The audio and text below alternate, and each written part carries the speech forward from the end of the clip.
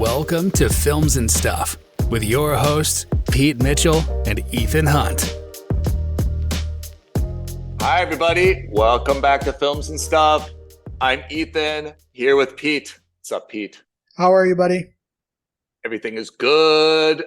Today is our weekly stream or skip segment. Do you want to give the rules? Quick recap.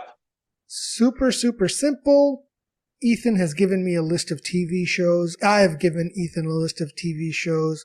We randomly select a new show every week, watch at least 2 episodes, and determine if that show is indeed worth streaming or skipping. Okay. Without further ado, Pete, I want you to go first if you don't mind. What did I assign to you, and was it or was it not worth streaming? Absolutely. So you assigned me a show called Fakes on Amazon Prime. Oh, yeah. So Fakes is the English name, but it is actually an Indian TV series called Farzi.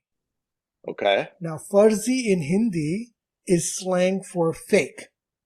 Got it. So appropriate name. Okay.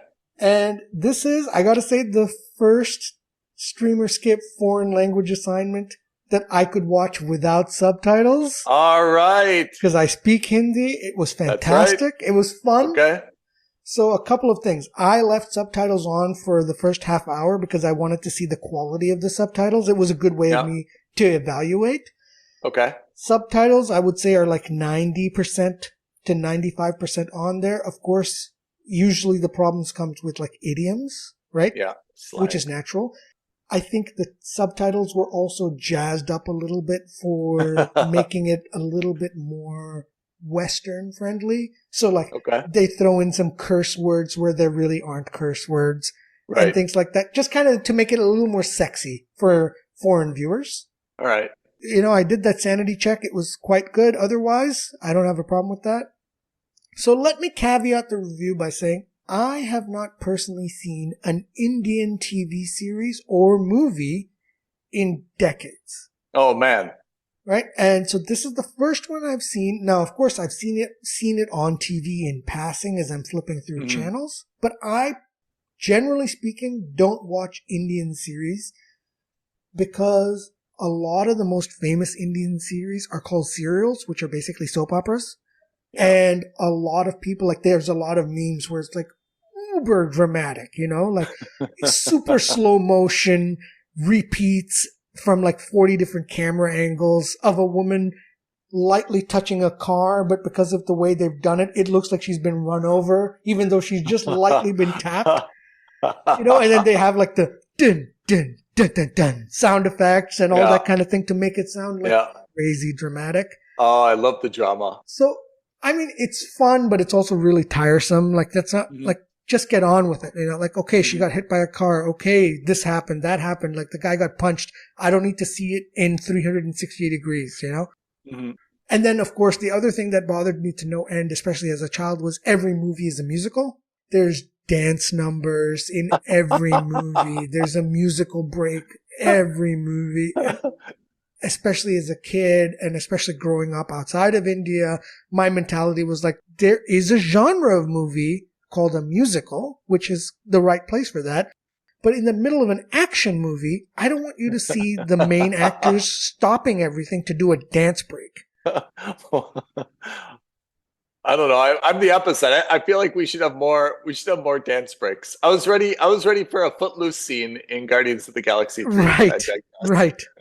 So anyway, that was my mindset going into this, but I have to tell you, first of all, by God, this looks phenomenal. The cinematography, kudos to the director, kudos to the writers, kudos to the DP. Yeah. It looks so good that if you weren't paying attention and if it were on mute, you would think, oh, I think this is the new HBO show, or this is the new Paramount Plus show that was filmed in California or in Western Europe. Wow, that's how good it is. Amazing. And please, listeners, I don't mean that to sound condescending whatsoever. I think it's undeniable Indian movies have a specific style, especially in terms of visual. You can tell when an Indian movie is involved because usually it's like overly dramatic. There's like the action sequences are like crazy over the top. You know, I mean, look at RRR, right? Great movie, but that too had elements of that. In any case, this one felt like an Indian series written and directed and filmed with a Western eye and mindset. And I think it worked wonders for it because in terms of getting a foreign audience, it's very easy to step into that. So how many episodes are there? And is it only one series on Amazon Prime? So far, only one series. I've only seen 2 of the 10 episodes. Okay. What's really funny is that I am an Amazon UK subscriber. It is not available for me to watch in India through my Amazon Prime UK account. No way. I think because of whatever licensing requirements. So I cannot tell you what platform it's available on in India. I had to watch it with other means on Amazon Prime. VPN, right? Fine, but I wasn't doing anything illegal because I am a Prime subscriber, You're still so no paying worries. for it. Amazon, if you're listening, I'm still paying for it. I'm a subscriber, so please don't hold this against me. But in any case, but let's just take an aside for those times that we've all experienced where you have to do something unconventional just to get access to something that you've done by legitimate means. It's the most frustrating scenario, right? This is like the other end of the same frustration you had with HBO Max renewing your account. My God, HBO. You were having trouble paying for a subscription you wanted. Yes. I was having trouble viewing something on the subscription I already had. You did pay for. Yeah. So it's a bit, I'm not an international lawyer. I don't know how these licensing things work out, but somebody needs to get this to work because I can understand the frustration for someone like me to say, why am I paying £80 a year to Amazon Prime if I can't watch that content wherever I am? I agree. It makes no sense because there are people who go on vacation. There are people who travel for work. What are they supposed to do? Are they just shit out of luck? Yeah, especially because this isn't a situation where you're in India using a credit card issued from an Indian bank with a billing address in India trying to buy something from Amazon UK, right? You bought it in the UK with your UK credit card, with your UK address. You happen to be traveling. Like, if you can't watch the stuff when you travel on holiday or on an airplane or whatever, what's the point of even having the subscription? That's when most people use it. And you can't turn around and tell me, well, you should have downloaded it in India before. I'm sorry, we've got 30 programs on our streamer skip list. You want me to download everything before I travel somewhere? That's nonsense too, right? Like, it's a bit silly. So Amazon, I know you're listening. You got to figure this out. Yeah, it's not fair that I have to do weird stuff to access content that legitimately should be available to me. But it does give us a better story. Yeah. Anyway, so let's go back. So the show is called Fakes. That's correct. Diamonds, fur coats. See, you're onto it already. The premise is awesome. The premise is you have a pair of young men, one of whom works for his grandfather's magazine. And, you know, the magazine really means a lot to the family. Mm-hmm. He's an artist. And he's such a good artist that as a side hustle, he makes replicas of Van Goghs, of Vermeers, of Jackson Pollock's, all these other famous $1 million paintings, and he sells them on the streets. Okay. His work is so good that people can't tell the difference between a fake and the original. The conceit is that he is not just an artist, he is a phenomenal artist. Yeah, so he's working for his father's magazine, and of course, as you'd expect, the magazine doesn't make any money, owes a bunch of loan sharks money, and they've given him 30 days to pay it back. Otherwise, they're taking away the printing press, which is basically the end of the story for them. Yeah. He comes up with a plan with his best friend who also works with him. Mm-hmm. His friend is the guy who's like the brains behind the mechanical press. He handles all the mechanics. Okay. So they come up with a plan to start counterfeiting notes. And they start currency notes. Yes. Yeah. And so they start counterfeiting like 500 rupee notes. So there's a bunch of different denominations in India. They go through that first episode and second episode. They're basically going through their backstory of how they've created the perfect fake note, Okay. including sourcing the paper, getting the correct colors, all of that kind of stuff. Yeah. I want you to think of this show as a mix of Breaking Bad and The Wolf of Wall Street. Oh. Because there are times where they breaks the fourth wall as a narrator, not visually, but as a narrator, and he explains, back in 2016, there was the demonetization, and they introduced a bunch of new security notes. And each currency note had this kind of security features and so forth. And they go through it, and they have like visual effects on the screen highlighting all the different things. That's cool. So good. That's cool. Looks so fascinating. And I think that was one of my favorite parts of The Wolf of Wall Street, right? Yeah. Is where they're explaining, sorry, not The Wolf of Wall Street. The Big Short. I'm confusing it. I meant The Big Short, which is to say that it's based on that. Yep. It's based on true story. This is, of course, not, but the visual style is almost as if it were like documentary-esque. Oh, that's cool. Where he's talking about the different currencies. It's so cool. Like, honestly, when I saw it, I thought, God, this is a sexy premise for a TV show, right? Because they were one step ahead of me. Because I was looking at it, I was like, oh, well, obviously the paper's not going to be right. And they're like, and then the next thing was the paper. They were already reading my mind, right? They were already That's so cool. I love educational stuff like that, right? In an entertaining way. It's educational, it's entertaining, and of course it's a fictional story, but it's so much fun. And of course there's a lot of like some things that are a little bit stereotypical, like he ropes his uncle into the scheme, and then all of a sudden they're sitting on like 10 million rupees worth of notes and they don't know what to do with it. So they're going to like gangsters and they're like, I'll sell you this for like 15% of what the notes are worth.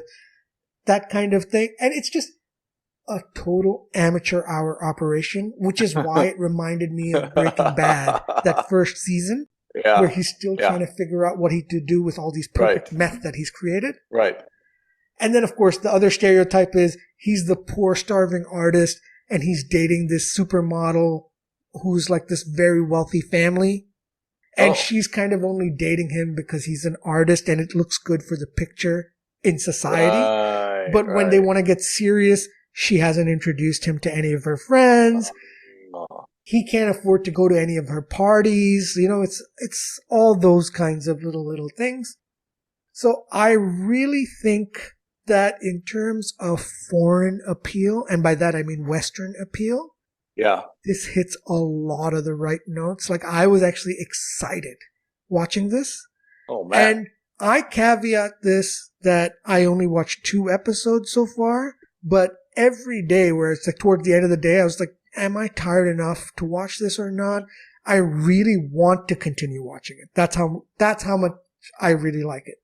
Is this a must subscribe then? Is that what we're building to? 100% a must subscribe. It's good stuff. 2 weeks in a row, Pete. Yeah. This is good stuff. On fire. And I actually think you are going to like it as well. I have a sneaking suspicion that on the worst of worst case scenarios, this is probably a mooch for you. But I have a sneaking suspicion that this is going to be a must subscribe for you too. Because it's right up our alleys. I can't wait to watch it. So that is Fakes. What is it called in Hindi? Farzi. Farzi. Farzi means fakes, huh? It does, yeah. Okay. I'm happy you got a must subscribe, Pete. Thank you. Because I was assigned a dumpster fire. I'm so sorry. A repugnant dumpster fire. Not a dumpster fire of tires and poo called... I don't know why you're laughing. It's so funny because I knew it. Called Dubai Bling, which is 8 episodes on Netflix. I am really serious when I say this. I mean this in all sincerity. If I were the ruler of Dubai, I would prohibit this show from being filmed, or at least deny any film permits.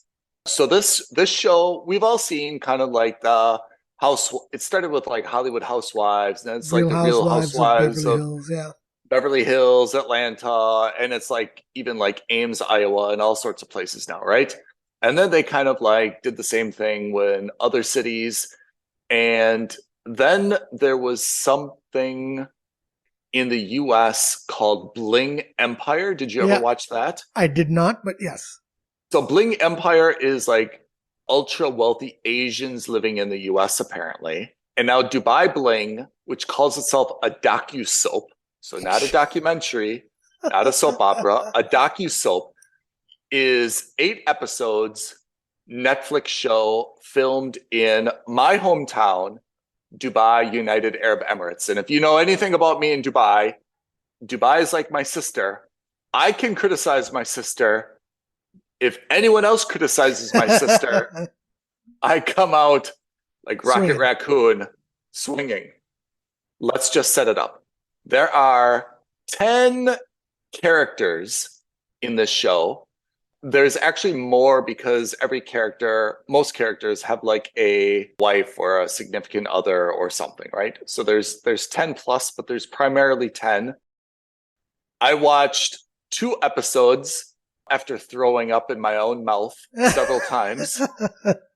So I haven't met all the characters, but I've done a good bit of research to kind of make sure there's no one that I would accidentally like even more. The first thing is everyone is presented to be ultra rich, like not just kind of like millionaire, I drive a nice Mercedes kind of rich, but like I regularly take helicopters to and from places. If I'm going on a date, I will send my date a helicopter, like the pinnacle of wealth, right? I don't know what that amount of wealth would be, right? But I mean, these are people that have more than, or presenting themselves as though they have more than several millions of dollars of net wealth. Apparently, the vast majority of the cast, I have read only 2 of these people are considered to be multimillionaires. And I'm talking dollars here, US dollars. There's one dude who claims that his wealth is 50 million based on the company that he owns and some public information. It's kind of believed to be less than half of that, but still like a good amount of money. There is a lady who is a very young Lebanese model, and she was married to a Saudi billionaire. And apparently this was highly publicized. There was a wedding in Italy. She had a $30 million necklace on and a $5 million dress and blah, blah, blah. The way that she was acting in episode 1, I would have expected that she kind of took over her deceased husband's wealth. He died, and she became a billionaire.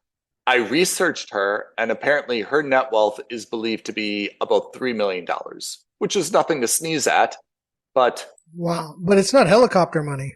You still need to budget a little bit, when you have $3 million, right? You may not need to budget your groceries, but you cannot take a helicopter to work every day. If you're in Dubai, there's a radio personality on Virgin Radio. His name is Chris Fade. He's believed to have a net worth of about $1 million, which is very good. And then everyone else, that's 7 other people, are all believed to be below 1 million. So either they have some very, very shady sources of wealth that are not declared or known, or they are very admirable working class people who are just for the purposes of the show presenting themselves to be dramatically wealthier than they are. The storyline is non-existent for the most part. The first episode is simply met introducing everyone to everyone and having them say a little bit about their story. Interestingly, this show is a mix of Arabic English. If you're bilingual, you'll pick it up. If you're not bilingual, there will be subtitles when the opposite language is being spoken, right? So if someone's speaking in English, there'll be Arabic subtitles. If they're speaking in Arabic, there'll be English subtitles. And I would say the majority of these folks are British Arabs, American Arabs. They seem to all be bilingual. There's one gent who is, Australian, but for the most part, they're almost all bilingual. There are some Indians as well. but no Hindi is spoken, only English. So the first episode is primarily introducing everyone. And of course, everyone is wildly successful, and a lot of them are either portrayed as either they've got family wealth or they came to Dubai with only $300 in their pockets and they're a self-made blah, blah, blah success story. And then, of course, they all say a little bit of something like, I'm a alpha personality. I get what I want. I only like the finest things in life. I love luxury. Things make me happy. There's obviously a lot of emphasis on materiality. And it's a little off-putting, to be honest. Not because I have an issue with wealth, quite the opposite. I love wealth.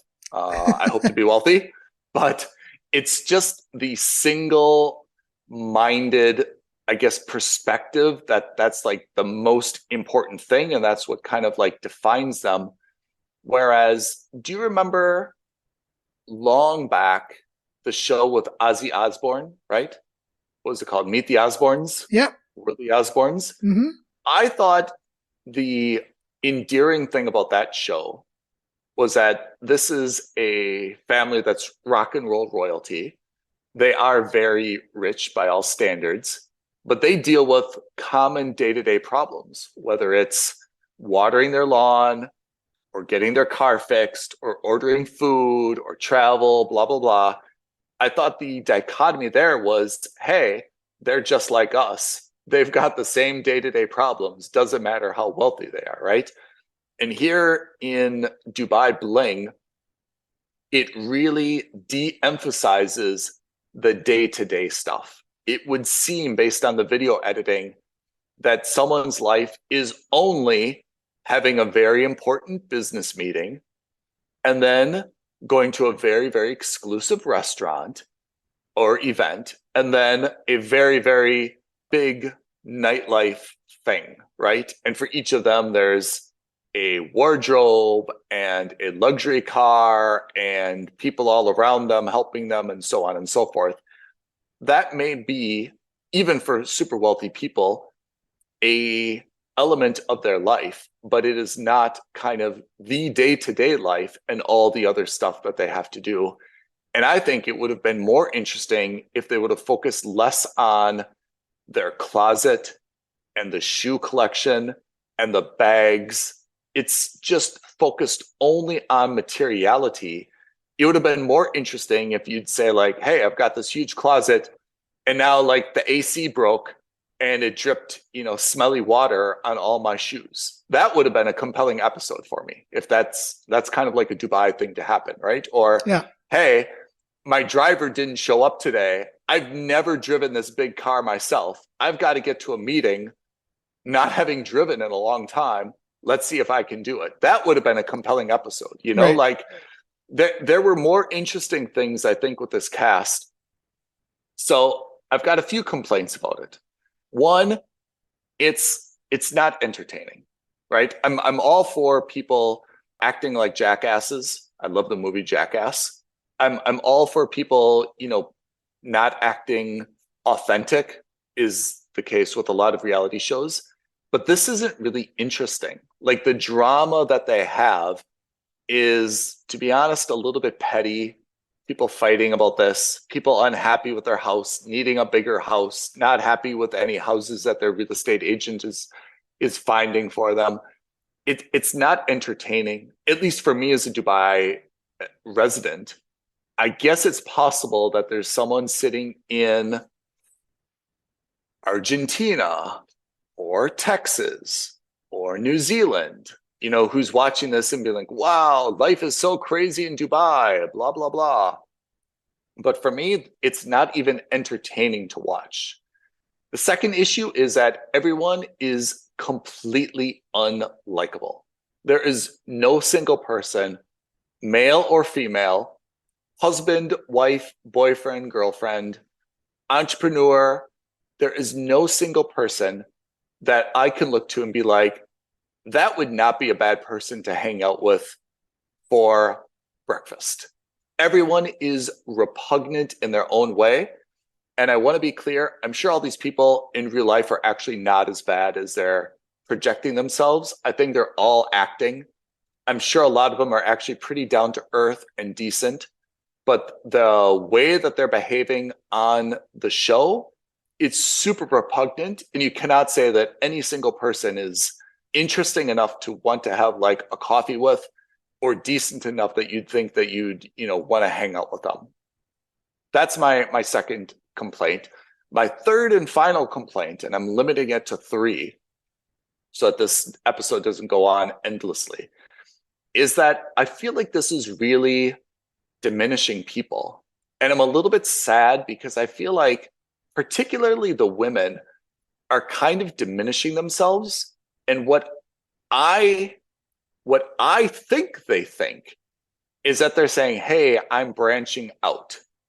I used to just be a housewife, or I used to just be a TV presenter, or I used to just be an actress, or I used to just be a real estate agent. But I'm trying to expand myself and get myself out there and build up my brand, so to speak. Oh, there's a lot of social media influencers, by the way, as you would expect.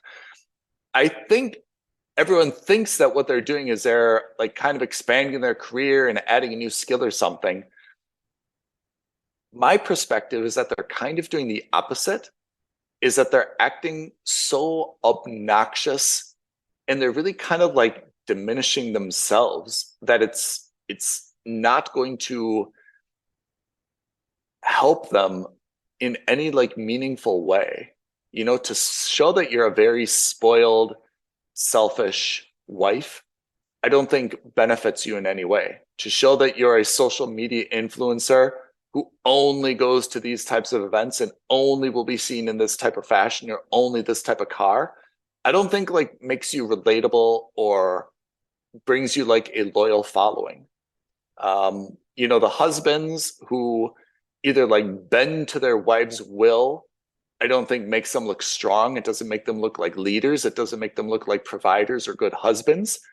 And those that are constantly like bickering with their partner or spouse, I don't think it makes them look they're really in like a relationship that has, like any love or any affection. So I guess that's the third problem, which I feel like everyone is just diminishing themselves. I don't think watching the show, anyone would really reach out to anyone here and be like, hey, you would be a great brand ambassador. We saw you on the show. Please be the new Chanel, Prada, Mercedes, whatever ambassador. Right. They may do that just for like, hey, if you do an Instagram post, because now everyone's, looking at your Instagram, we'll give you this. But I don't think anyone says like, in terms of a personality and the way that you carry yourself and your story, we'd really like to be associated with you. Right. I can imagine that would be a one-time thing. And someone says, great, you're a big name now, and that's going to go away. But at least now we'll do this short-term deal with you so you can promote this, and then we're done. But like, we don't want anything to do with you long-term. You're not the type of person. Even the women who are entrepreneurs, who, to be honest, should be very, very well respected and probably have a great story to tell, they don't focus on like the hard work that they've done. And I know some of that's not TV friendly. No one likes to see spreadsheets and negotiations and stuff like that. But, life is more than just kind of the lunch meeting and I've worked so hard to kind of build my business type of thing. It would be, I think, more relatable if you'd say, hey, I did move to Dubai. I started at this level.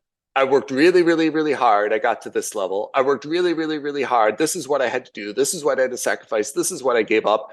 And now I got this. And this is, what I have to do. Like I meet every client, at least once a month. I do this thing. I do this thing. I do this thing. Like there's an element of relatability that probably could be presented that I found is just absent. So that is my hot take on the Netflix docu-soap called Dubai Bling, which I give a 1. You must skip it. And in all sincerity, I ask all these folks, to reassess what they're doing.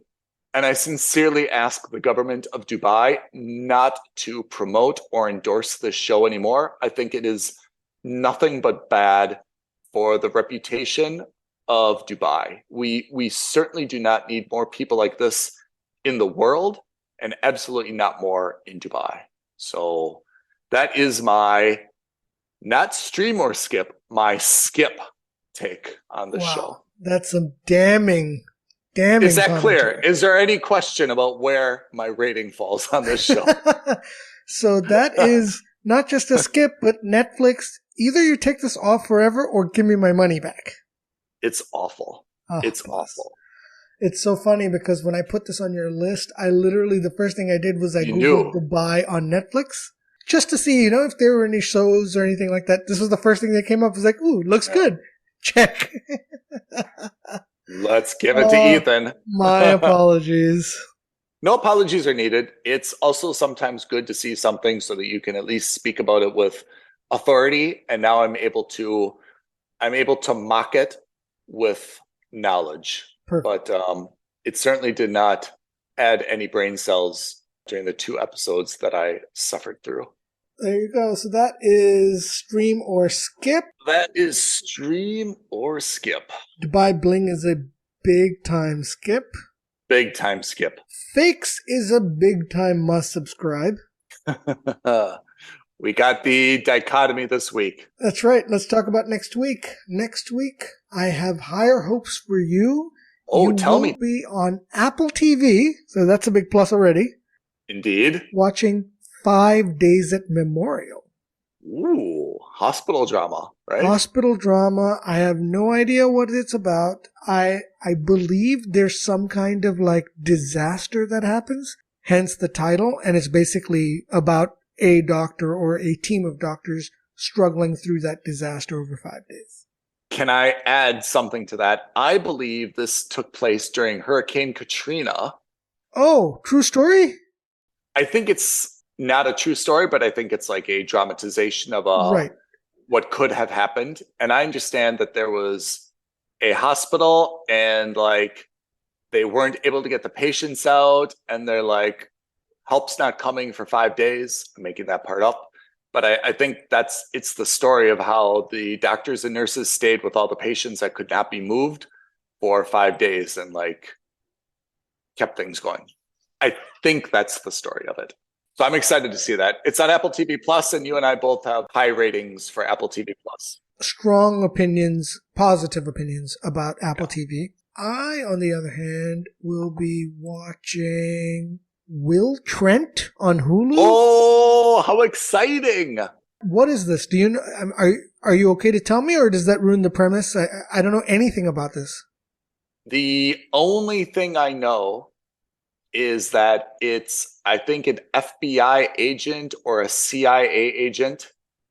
And there's something about his background where he's like an extreme do-gooder, and he kind of goes above and beyond because he always likes to, bring justice or help people. I think that's very, so like a crime drama of some kind. Yeah. All right. That's next week's Streamer Skip. But Pete, you've been gangbusters. At least the past 2 weeks, you had must subscribes, right? Oh, we had The Diplomat last week. Yeah. So that's this week's Streamer Skip. If you have any recommendations or any other shows that you think we should be watching as a part of the Streamer Skip series, reach out to us. You can like this video and leave a comment below. You can tweet at us at F&S Podcast on Twitter. You can DM us at Films and Stuff Podcast on Instagram. Or you can email us aloha@filmsandstuffpodcast.com. We appreciate everyone tuning in. Keith, thanks for some good assignments, and we'll speak to you all next week. Thanks, everyone. Thanks, Ethan. Thanks, everyone. Bye now. Thank you for listening to another episode of Films and Stuff. If you haven't already, please subscribe and review on Apple Podcasts, Spotify, or wherever podcasts are downloaded. Films and Stuff. There is no substitute.